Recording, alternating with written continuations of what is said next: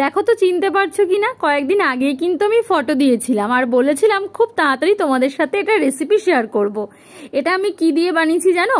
আগের দিনের ভাত দিয়ে। হ্যাঁ, ঠিকই শুনতে পেয়েছো। কি দিয়ে করলাম আর কেমন ভাবে করলাম তোমরা পুরোটা দেখে নাও। এখন থেকে যদি আগের দিনের ভাত বেঁচে থাকে তাহলে কোনো চিন্তা নেই, তোমরা এইভাবে কিন্তু চটজলদি একটা সুন্দর ব্রেকফাস্ট রেডি করতে পারো।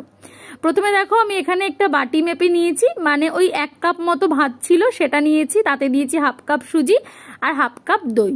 আর এর মধ্যে যেটা দেবো সেটা হচ্ছে নুন, আর সম পরিমাণ একটু জল দিতে হবে। খুব বেশি জল দিয়ে কিন্তু পাতলা করার দরকার নেই, আগে থেকে একটু বুঝে তোমরা জলটা দেখবে। দেখো আমি কিভাবে করলাম, এরকম ঘন ব্যাটারটাই প্রথমে আমি রেডি করেছি। তারপরে এখানে কিছু সবজি দেবো, যেটা আমার পছন্দ ছিল আর ঘরে ছিল, তোমরা তোমাদের পছন্দ মতো সবজি দিতেই পারো। এখানে আমি দিয়েছি ক্যাপসিকাম কুচি, দিয়েছি পেঁয়াজ, দিয়েছি ধনেপাতা আর দিয়েছি লঙ্কা কুচি।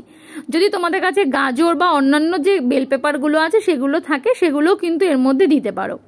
এটা খেতে কিন্তু বেশ দারুণ লাগে, বাচ্চা থেকে বড় সবারই ভালো লাগবে। আর এটা খাওয়াও কোনো ক্ষতি নেই, একদম সামান্য তেলেই কিন্তু এটা খুব চটজলদি রান্না হয়ে যায়।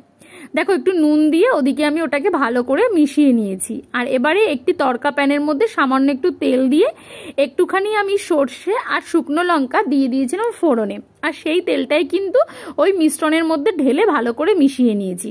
এবার সবার লাস্টে আরেকটু নুন দিয়েছি, কারণ নুনটা একটু কম ছিল, আর দিয়েছিলাম খাবার সোডা, আর তাতে একটু জল দিয়ে ব্যাটারটাকে কিন্তু আমি রেডি করে নিয়েছি। সোডাটা দেওয়ার পরে সামান্য একটু জল দিলে সোডাটা খুব তাড়াতাড়ি কিন্তু অ্যাক্টিভ হয়ে যায়। এবারে দেখো আমি এরকম একটা প্যান নিয়েছি যার মধ্যে অনেকগুলো কিন্তু জায়গা আছে, তো এইভাবে আমি এক এক করে কিন্তু প্রত্যেকটার মধ্যে একটু করে মিশ্রণ ঢেলে দিয়ে উল্টে নিয়েছি। উল্টানোটা কিন্তু ভীষণ সহজ। এবারে তোমরা ভাবছো যে এই প্যান যদি না থাকে তাহলে কি করে করব, তোমরা কিন্তু এটা যে কোনো ননস্টিকের ফ্রাই প্যানের মধ্যেও করতে পারো। দেখো তো কি দারুণ লাগছে। এবারে সস দিয়ে পরিবেশন করো গরম গরম সকালের এই টিফিনটা। আমার এই রেসিপিটা তোমাদের কেমন লাগলো অবশ্যই কিন্তু কমেন্ট করে জানাবে। আর আমার চ্যানেলটা যদি তোমাদের পছন্দ হয় অবশ্যই লাইক করো আর সাবস্ক্রাইব